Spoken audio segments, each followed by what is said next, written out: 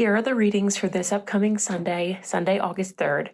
The first reading comes from Ecclesiastes chapter 1, verse 2, verses 12 through 14, and then chapter 2, verses 18 through 23. So here the teacher of wisdom who wrote Ecclesiastes sees that working for more accumulation of wealth turns life into an empty game, or a vanity of vanities. But nevertheless, he asserts in the next verse that it is good to find enjoyment in one's work, because such enjoyment is a gift from God. So in here, I'm thinking about how all human effort, wisdom, and toil are ultimately fleeting and meaningless when pursued apart from God, because death renders any type of worldly gain and achievement that's temporary and unfulfilling.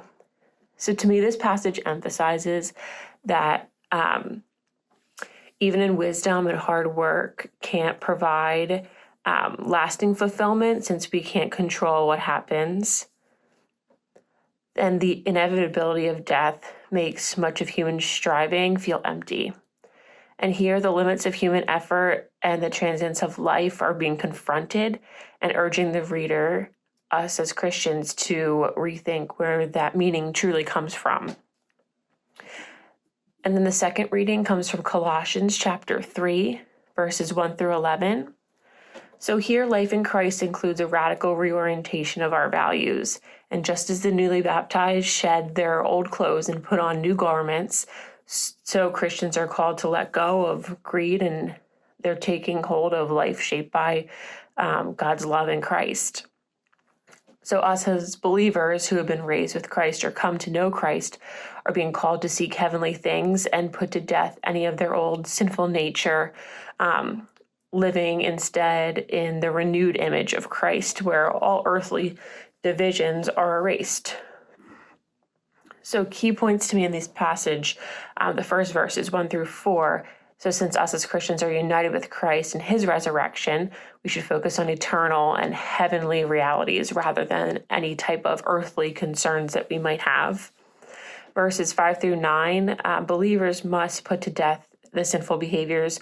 So anything such as greed, anger, and deceit, which should belong to your old self if you've come to know Christ and come to know the role that he plays in your life. And then verses 10 through 11, when it says they are to put on the new shelf. So this is, to me, I think about being renewed in God's image, where there's no distinction between anyone, that Christ is the all in all. This passage overall just emphasizes the transformation in identity and behavior through union with Christ and moving from old life of sin to a new life marked by holiness and unity, and also just a new purpose. And then the gospel comes from Luke chapter 12, verses 13 through 21. So here in God's reign, it says the rich will be sent away empty. And in this passage, Jesus uses a parable to warn against identifying the worth of one's life with the value of one's possessions rather than one's relationship with God. And that true life is not found in material wealth, but in being rich toward God, and that greed and self-reliance lead to spiritual ruin. So overall, Jesus tells a parable in response to a man asking him to settle a family inheritance dispute, and he warns to watch out and to be on your guard against any kind of greed, which also connects to the second reading, because life doesn't consist of possessions. And then the parable of the rich fool follows. So here a wealthy man stores up goods for himself, planning to enjoy a long, easy life, but God calls him a fool, and he dies that very night, and all of his possessions are basically meaningless to him.